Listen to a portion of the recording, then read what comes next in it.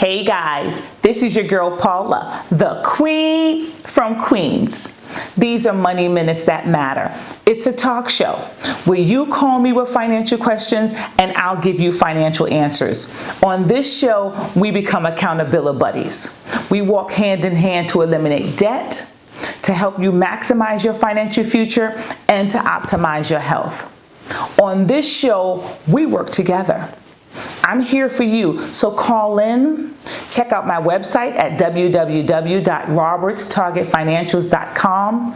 Call, leave me a voicemail or a text to 301-246-6644. I'm here for you.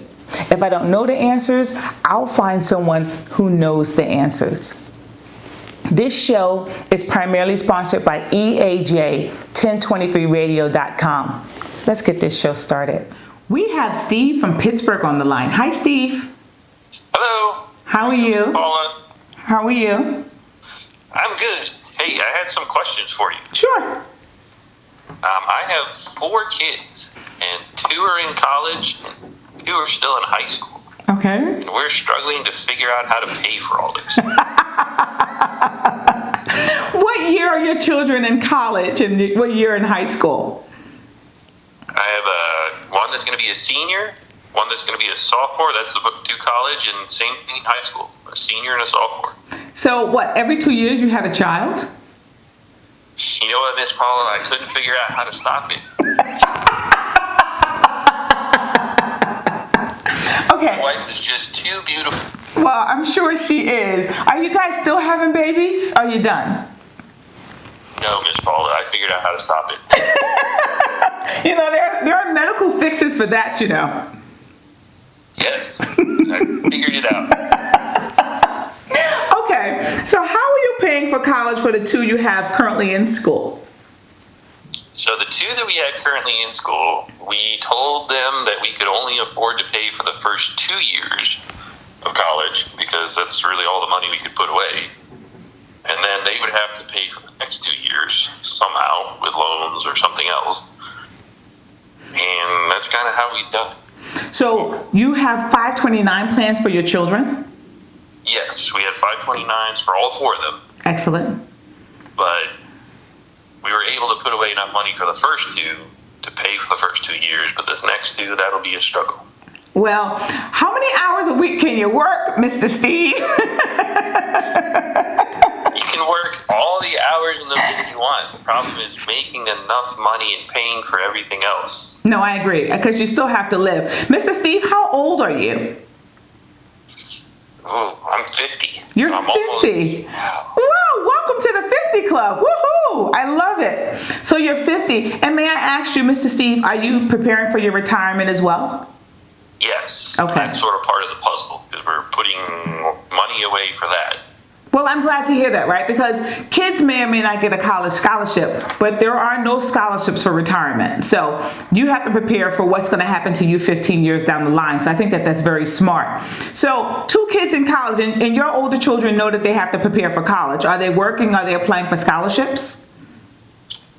We applied for lots of scholarships. Didn't really get much. Yeah. And then they're working every summer to pay for their, say part of the meal plan and spending money. I actually love that. I mean, it sounds like you're in a position where you have great communication with your children. So Yes, they love us. Yeah, I'm sure they do, especially when they have to go work in the hot summer. But I tell you, hard work pays off. I mean, I paid for college myself. I was an LPN. I worked full-time until I got my RN, worked full-time until I got my master's. And I didn't get any college debt until I went to get my graduate degree. But I respect that. But I don't like the fact that you're directing them towards student loan debt. And the reason being is we have a national crisis of $1.6 trillion. And student loan debt is big business. You know, everybody wants them. The private banks want it. The federal government has loans. There's private loans. Credit cards are doing it. Social media companies. Everyone's getting into the student loan debt. And I work with people who have 2, 3, hundreds of thousands of dollars of debt as medical professionals. So I'd rather see your kids working applying for scholarships, and you're right, you may get 1 out of 10. You apply for 100, you may get 20, 200 here, 500 there, but every dollar counts. So what are you What are you doing for those 2 in high school? You have one that's going to be a senior, one that's going to be a sophomore. Are they applying for college scholarships now? Not quite yet. The one that's going to be a senior is going to start probably in a month or two, couple months. And the one that's a sophomore in high school hasn't really started. We're just putting money into a 529 for both of them. Well, it's so interesting. People don't know that you can start applying for scholarships before high school. You can start in middle school. You can start applying, and people don't recognize there are millions, and I have 2 kids in college, and I tell them every weekend, are you applying to at least 5? Yeah, Mom. But when my youngest went off to college, she had about $11,000. She got a significant amount of money from the VFW, Veterans of Foreign War. She got a lot of money from the local communities. She got money from the local grocery store chains. I mean, she just kind of put it in there. So your child can start applying for college scholarships now.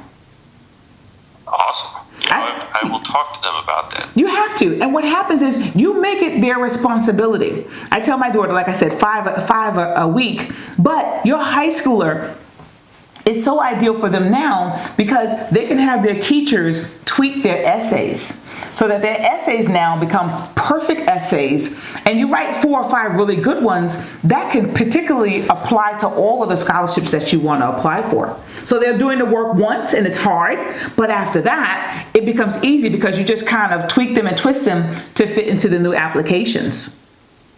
I like that idea. Maybe can I get scholarships for myself to just money to link off with? Mr. Steve, the fact is you have 4 children. There is no you, not at all.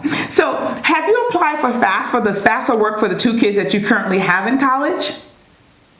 We've applied for FAFSA every year, and we pretty much get the thank you for applying routine. And why are you applying? Yeah, people think that FAFSA is free money. FAFSA stands for the Free Application for Federal Student Aid, but FAFSA also says your kid qualifies for this amount of money in loans, you apply for this much in Parent Plus loans. All those little things are wrapped up into financial aid, and I'm glad that you're steering clear. But also, there are federal as well as state as well as private funds that you can reach into. I didn't know that. Oh, absolutely. Everybody has money. I mean, even if your employer may have some kind of scholarship money laid away to pay for your kids to go to school, you got to tap into all those dollars. Absolutely, because with the price of college, I don't think it's going to get any better. It's not getting any better. It's big business. And the colleges are just as implicit as the bankers because they keep raising their tuition because they're building more beautiful campuses, but the kids can't afford to go to school. So let me also suggest you do it with your 2 younger children and probably your older children, right? Have them to sign a contract. And the contract has to say no debt. So as soon as they walk into the college campus, they're offered pizza and t-shirts and, these little certificates if they apply for credit cards. The more credit cards you get, the more t-shirts you get. Tell them no credit cards, no student loan debt. They can't buy a car. They can't get the latest iPhone. They can't do anything that's going to cause them to spend money that they don't have. I like that idea. And then you ask your... Same thing with my wife? No, your wife isn't... I've been married for 26 years, and I can tell you, my husband... Now, do your older children, do they rent their books? They rented some, and some we bought. It was sort of a mix just because of the book and whether or not we could actually rent the book. Right, but you're aware of that. And I know my daughter is an engineering major, and some of the books she can rent from her school library directly to her computer, and when the semester is over, the book disappears. And it's like 1/10 of the price. I like that idea. Yeah. But I think that's the way you have to go. You and your family have to sit down and say, this is the pool of money that we have. And having 2 years put aside, I applaud you. Most people have nothing. But Mr. Steve, I appreciate you. Thank you for calling into my show. After that caller, we need to get to the nitty-gritty of how we can better pay off for college and not tackle student loan debt. Student loan debt is killing our financial future. If you watch my show, you know how much I value people paying for college in other manners or choosing alternative ways to get their advanced education. Student loan debt isn't the only option, so I did an internet search. The first thing that popped up was the 10 best college loans, updated July 26, 2020. Second thing was Sallie Mae, undergrad loans, no payment during school. Thirdly, it was M&T Bank student loans, apply online easily. Really? So to get a loan is the only way to go to college? I say not. So you know how much I love to read articles, right? I went to NerdWallet and it said, how to pay for college, 8 expert approved tips. Asking how to pay for college is like asking, how do I get healthy? Or how do I learn another language? There are lots of answers, but there's not always one clear path. So it says, number 1, fill out the FAFSA. Fill out the free application for federal student aid, even if you don't expect to qualify for any aid. The FAFSA is your ticket into financial aid arena. Submitting it puts you in the running to receive financial aid, including federal grants, work-study opportunities, student loans, and some state and school-based aid. 2, search for scholarships. You don't have to wait until your senior year in high school to start a scholarship search. In fact, it could pay to start earlier. For example, it talks about a scholarship that gives a caddy money for college if they've caddied for 2 years. It says scholarships, unlike student loans, don't have to be paid back. Thousands are available. Use a scholarship search tool to narrow your selections. While many scholarships require that you submit the FAFSA, most also have additional applications. 3, choose an affordable school. Ta-da! Paying for college will be exponentially easier if you choose a school that's reasonably priced for you to avoid straining your bank account. Consider a community college or a technical school. 4, use grants if you qualify. A 2018 NerdWallet study found high school graduates who don't complete the FAFSA leave behind billions of dollars in unclaimed federal Pell Grant monies. Don't make that mistake. Number 5, get a work-study job. A college job checks multiple boxes. It provides an income, work experience, a potential valuable connection. The work-study program funds part-time jobs for college students with financial needs. 6, tap your savings. Realistically, you'll probably have to dip into your income and savings to pay for tuition, room, board, and other college-related expenses. The typical family covers 43% of college costs that way. 7, take out federal loans if you have to. You don't have to say yes to all the aid that's offered, especially student loans. As a rule of thumb, aim for student loan payments that don't exceed 10% of projected after monthly income for the first year out of school. 8, and lastly, borrow private loans as a last resort. If you don't need to use private student loans, compare your options before you choose a lender. Shop around to find the lender that offers the lowest interest rate and the most generous borrower's protection, such as flexible payments and options to put your loans in forbearance if you struggle to make these payments. Student loan debt is a beast. Let's not get in the trap. Sign a contract with your kid. I'm working hard for you. I need you to work hard for yourself. In doing that, student loan debt is off the table. I know it doesn't sound realistic, but I'm telling you, it can be done and we can do it. Let's get back to the show. We have Sean from Arcadia, California on the line. Hey, Sean, how are you? Hi, Paul. I'm wonderful. How are you? I'm very well. Thank you for calling into the show. What can I do for you? would like to know how to navigate student debt, student loan debt specifically, and trying to go back to school. I'm 43. I work as a nurse, and I ideally want to go back to school, but I still have some student loan, debt and credit card debt. Well, I got to tell you, Sean, you know I'm a nurse, right? Yes. Okay. I'm a nurse anesthetist. I've been practicing for more than 20 years. Love what I do. And I love nurses because I'm a nurse. So I'm glad you're in the profession. And you're 43, looking to go back to grad school. How much student loan debt do you have, Miss Sean? I currently have $8,000. $740. Oh, that's excellent. $8,740. How much did you start out with? Ooh, approximately 20. I had some scholarships, so I didn't pay for the full 4 years. But that's beautiful. I mean, you're down to 8. I mean, you should really pat yourself on the back, because a lot of people, they just think something crazy like, oh, it'll be forgiven. And that's the big thing now. I hear from a lot of nurses, one of two things. Because of COVID, the government with the CARES Act is going to eliminate all of student loan debt. No.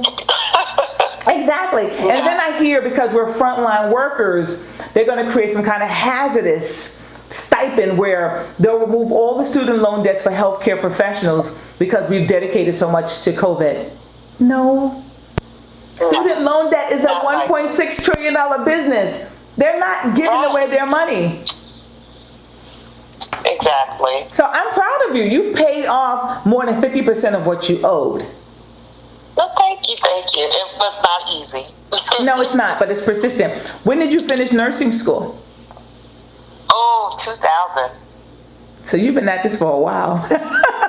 Yeah. That's okay. It's never too late. Tell me about your credit card debt, though. Oh, the credit card debt is another issue. So I have one card. Actually, I have two cards, but one has no balance. The other card has $14,900 with an APR of 10.24. Okay. So, can I ask you, do you have any personal savings?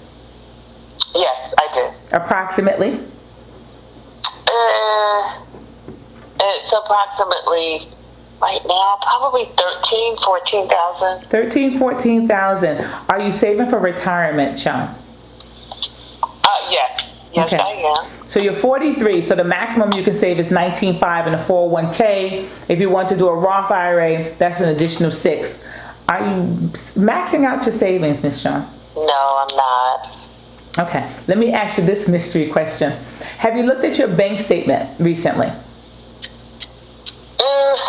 No. No. How much interest did you amass with that $14,000 into your savings account? Oh my goodness. Yeah, literally probably a few dollars. How about probably $1.70 maybe? Right. Okay. And how much is your your credit card payment each month? I always just pay the minimum, so it's approximately it fluctuates, but maybe between $270 to $325. Okay, $300 you're paying per month. So you're paying a total of $3,600 a year. So if it took you 10 years to pay that off, you'd pay $36,000 a year. You know that, right? Right. Okay. So how much of that $300 goes towards interest? It's a good question. I have no idea. Let me tell you something about 200 of that. $150, $200 of that is going towards interest. So what I'm getting at, right, is that you're giving away $2,400 in interest because you're paying the minimum payments. And at this rate, it's going to take you about 10 years to pay it off at paying just $100 towards that $10,000 of debt, right? But with all of that paying and giving away money, this $14,000 of debt is going to cost you anywhere from $30,000 to $45,000 if you keep paying the minimums. Yeah, but you also have a really healthy savings account. So if if you're gaining $2 per month in interest from the bank, but you're paying $200 per month in interest to your credit card, who's winning here? Definitely the credit card company. But I have to be honest, a lot of it's fear, because I feel like I don't want to be in a position where I have zero debt, but also 2,000 in savings, because I'm trying to have a balance, and I admit I don't have a healthy balance, where I have some money saved up for the just in case, but also I know I do need to do better with debt elimination. But ultimately, you don't have a healthy balance. You have an unhealthy balance, and you're losing. You're losing because interest that you earn is building your wealth. Interest that you give away is taken from yourself and your family and not providing for your future. So you're giving away thousands times more than what you're accumulating. Not 100%, but 1,000% each month you're giving away in interest. They're giving you nothing, but they're taking back a whole lot. Right. So, in the beginning of the year, I did something called the 2020 Take Control of Your Money Challenge. And I said to people, amass boxes, right? $15 a day, $5 in each box. At the end of the year, you'd have close to $4,000 in each box, right? I'm not discussing that right now. But what I'm saying to you is you need an emergency fund. In the event something happens, right? Windshield breaks, tire breaks, washing machine breaks. You need to do something emergently, healthcare coverage. You need at least $1,000 in your saving to cover that, right? That's your oops, something happened, I have the cash, pay for it, put that back. But then the rest of it, you need to get together with your husband and say, okay, if we get rid of the credit card debt, then that $300 that we're paying, 300 times 12 is $3,600. Do that over 2 to 3 years. The $10,000, the $14,000 that you may put into your account will be built back up, and you won't be losing. Right. So going back to school, how would you pay for school? Loans. And you're 43, right? So you're looking at right now, you have student loan debt that's been taking you 20 years to pay it off. Now, you're 43. If you go to school for 2 to 3 more years, you're now in your late 40s. And then you got to work for another 20 years till you're 70, 75 years of age to pay that off. How about, does your hospital give you any tuition reimbursement? They do. I don't know the exact amounts, and I know they have a relationship maybe with 1 or 2 universities where we can get a discount. I think that's the way to go, Sean. Okay. The fact is you're burying yourself in debt. You right now are $23,000 in debt, and you're going deeper because the interest is killing you. We're not even talking about the interest that you have on your student loan debt that you've had for 20 years. So if you took out $20,000, it took you 20 years to pay that back. How much are you paying per month?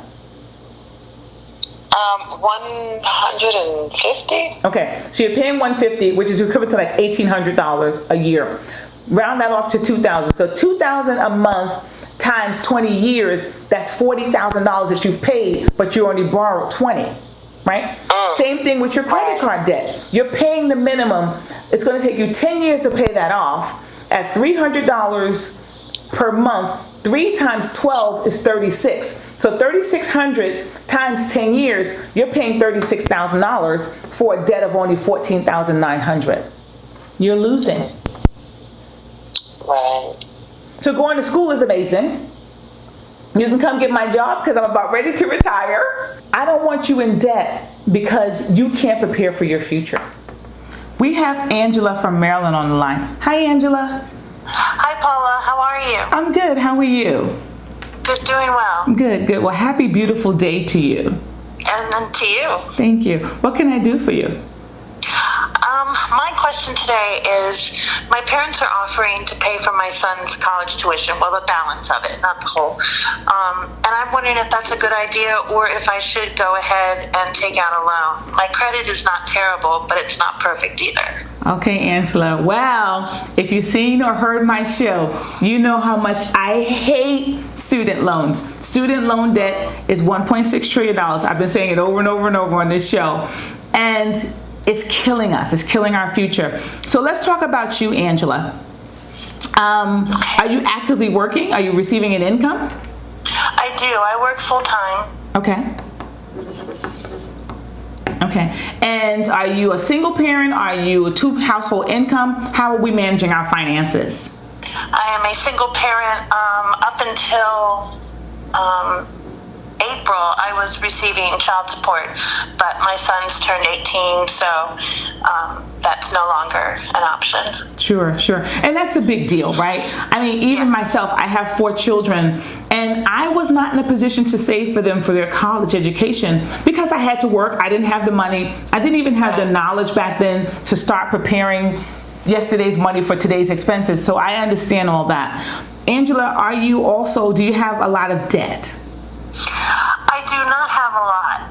I have one credit card that I've allowed myself with a $1,000 limit, and I've been making payments every month. I pay a little bit more than the minimum, and it's not maxed out or anything. I try to keep a balance. Okay, why do you try to keep a balance, Angela? Somebody had told me years ago that it was good to have a small balance on my credit card. Okay, a small balance, Angela, means that you're paying a small amount of interest. So someone probably told someone who told someone that heard it from a banker that said, always keep a credit balance. That way you can always pay and it builds your credit score. Not necessarily true. Oh. Yeah, there are 5 factors that build the credit score. And what a credit score says is it says how well you manages someone else's money. So it's not your money. A credit score of about 700 says she's a great manager of that amount of money. We'll give her some more money to increase her debt load. So what you're talking about is usability. How much of the debt that you have available to you are you using? And the key to all of that is using less than 10% of all that's available. It keeps your credit score up. That's what the person was saying to you. But you can always pay it off. Now, don't even let them believe that paying $20 for a $100 expense over 5 months, it balances out, because you'll actually pay a 10 to 15 or 18% more depending on how much your interest rate is. So I would encourage you to get rid of that. Keep the credit card if you want a $1,000 limit. Keep it in the back as an emergency, but I would just pay that off. Do you have an emergency fund? I do not. You do not have an emergency fund. Are you preparing for your retirement? I have the 401k through my job, Excellent. but I do not put money into it. Are they supplying it for you? Are they matching? What are they doing for you? They put money into it. College is the great equalizer. It gives us an opportunity of moving from where we are and potentially gaining more knowledge, doing different things, venturing down different avenues, starting our own practices, becoming an entrepreneur. I believe in all that, and I value that your son is going to school. Where is your son going to school, and how much is it going to cost you? He's going to Mount St. Mary's University of Emmitsburg. Okay. And after his scholarships and grants and financial aid, the balance was just a little over $6,000. $23,798 per semester. Wow. So your son got a $17,000 scholarship, though, or grants, or somehow he's worked hard. So that cost has been taken off the table for you. Yes. I think that's amazing. Yes. I think your son is probably an amazing kid. He really is. I'm a little biased. That's all right. Yeah. And as a parent, right? 75% of your cost is taken care of for you. Exactly. I love that. He's worked hard. Now you're working hard to ensure that he gets a college education. So your parents is willing to lend you the $6,000. Yes. They said, there's no interest, there's no time limit. Right. And most grandparents can't.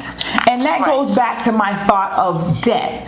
Debt is such a disease that we're not curing at this point, because a lot of grandparents are still working actively. They're in a lot of debt. They don't own their own. They can't even help babysit because they're working 40 plus hours a week. So you have people who love you and support you that are willing to help you get your son to a different level. I think that's amazing.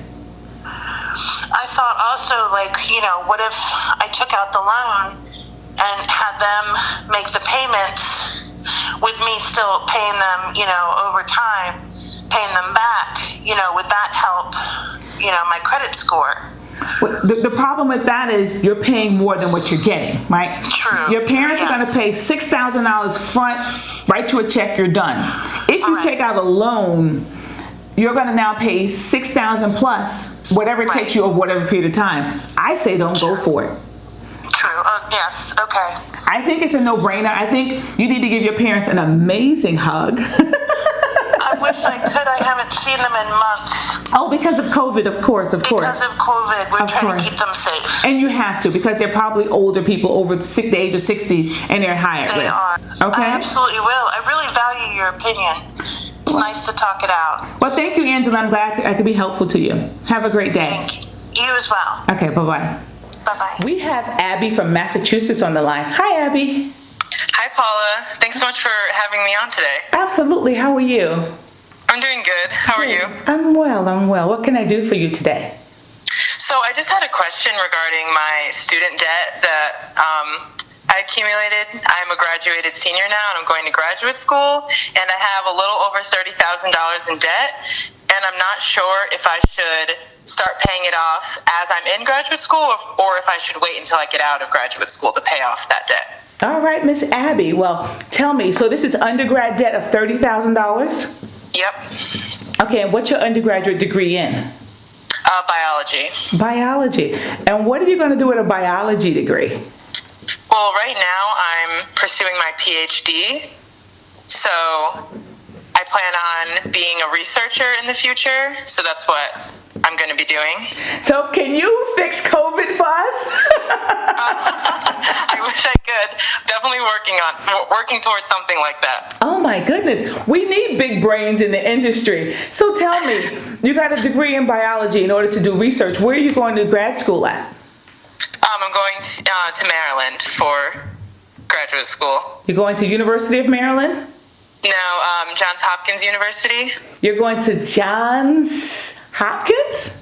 Yep. That's an impressive university, and that's an extremely expensive university. So please tell me, how are you paying for Johns Hopkins?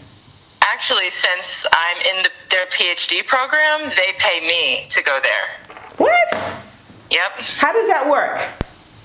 So technically, I am a student, and they are paying for my tuition to take classes, but I'm also working for them as a researcher, so they'll be paying me for that. No way. So will this cover your entire tuition? Yep. Okay, so how will you afford living expenses? Will you get a job? What will be the plan with that? I planned on paying for my living with the stipend they're giving me to work for them. So you're getting a stipend in addition to tuition? Yes. And your stipend will allow you to live on or off campus? Off campus. Okay, so you're living off campus, you have a stipend, and a stipend means this is money given in addition to your education that you don't have to pay back. So this is not student loan debt. Okay, so you got a stipend to live, you're going to work as well as go to school and practice as a researcher. That sounds incredible. You sound pretty bright. Thank you. Now, you're moving from Massachusetts to Maryland. You know, Maryland's a pretty beautiful city, and downtown Baltimore is extremely exciting. Are you going to remain focused for your degree? Oh, definitely. I'm focusing on my degree. Okay. I'm not much of a party girl, per se. I like to dig my head in my work, but when I go home, I like to enjoy, TV like everybody else. Okay, that's way cool. So tell me something. In addition to this $30,000 of student loan debt, how much other debt do you have? I don't have that much credit card debt. I don't have, at the moment, I just paid off my credit cards, so I'm debt-free on that side of the spectrum. Okay. Okay, so you have student loan debt. What about automobile debt? Are you driving a Lexus? No, I'm driving a Toyota that my mom bought for me, so. So it seems to me that you're doing all the right things for all the right reasons. One more question before we tackle that $30,000. How many years will you be in school for this program? 5 to 6 years. 5 to 6 years. And I gotta tell you, right? Johns Hopkins is one of the top research and medical and nursing institutions. So the fact is that you got into Johns Hopkins, and it's a really small school. I don't know what the capacity is, but it's no University of Maryland. We're talking about just a few thousand students as opposed to tens of thousands of students. So they take the best of the best. So congratulations on doing so well in undergrad. Thank you so much, Paula. That really means a lot. Yeah, I'm proud of you. I don't even know you, and I already like you. So as far as the $30,000, I would say let's not amass any more debt. Yes, it's going to accrue interest probably on a monthly basis.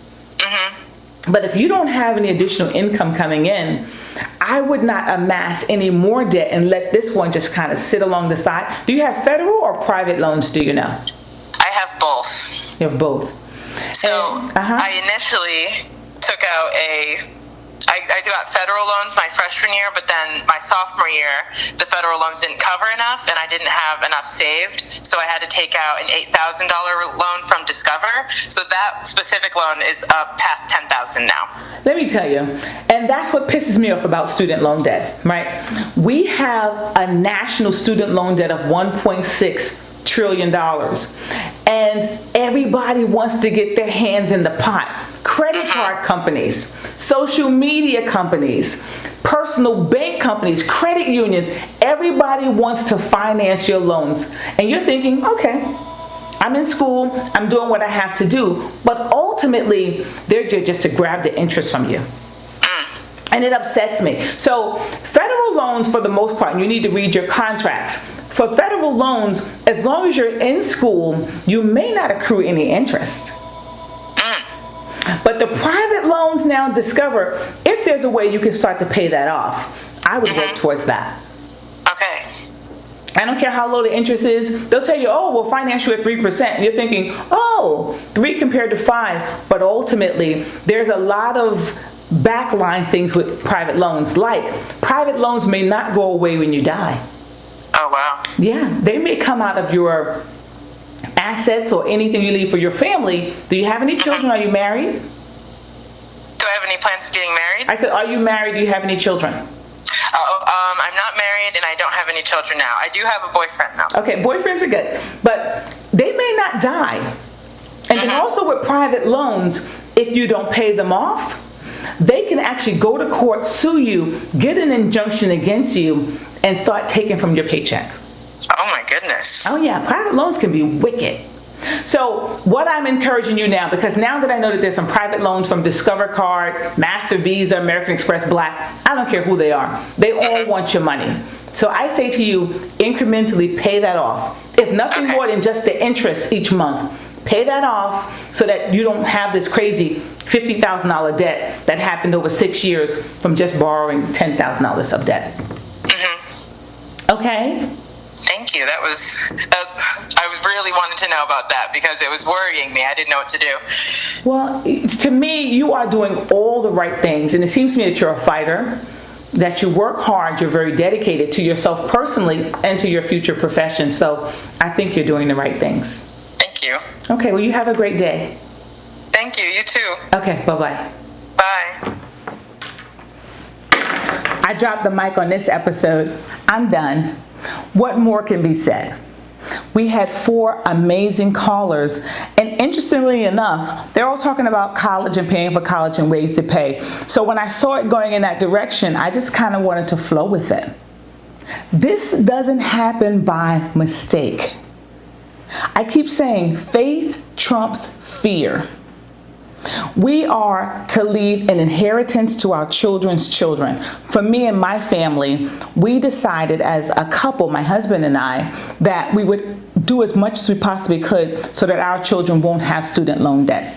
We have 4 children, we have 1 more in school, and we're very proud of them that they're working hard for themselves, so we're working hard for them. We take on odd jobs. My husband works 2 jobs as he has to. When tuition is due, we want to be in a position where we're not using a credit card, or we're not signing for another student loan debt, or we're taking out an equity line of credit to pay for our kids' tuition. We were not fortunate enough to prepare. We didn't have any 529 plans for them. So when it came down to it, when we looked at our finances, we had to recognize that our children didn't ask to come here. We brought them here. So we wanted to take it upon ourselves as parents to pay for their tuition. We had them go to affordable universities, except that older one. And our oldest son is one we adopted when he was 16. So thankfully, he got all his tuition paid for. We just had to assist with all the other extras. But our 2 daughters working really hard, doing their thing. Our oldest daughter just finished nursing school. Yay! So now she has 2 bachelor's degrees. Our youngest daughter is going into her senior, or her first of 2 senior years, getting a degree in mechanical engineering, 2nd degree in political science, because she wants to help change and shape the world. So we as parents, we want to help as much as possible, but we recognize that there are no scholarships for retirement. We have to prepare for our futures as well. So I hope you understand that college and paying for it over the long haul is just costing you more and more money. This is your show. We're primarily sponsored by EAJ1023radio.com. These are money minutes that always matter. I love you. Have an amazing day. See you next time. Roberts Targets Financial is not a certified professional service of finances, brokers, accountants, taxes, insurance, or legal. We research the advice that is given to provide the most accurate, up-to-date information. This information is designed to work in conjunction with your information. All information is suggestions. We recommend that you consult with a trusted licensed professional for your specific decisions. All information is for general purposes. We are not liable for any losses or gains. We accept no responsibility for any decisions made after participating on or from listening to the show or from Roberts Targets Financials. If you like this episode, hit the subscribe button.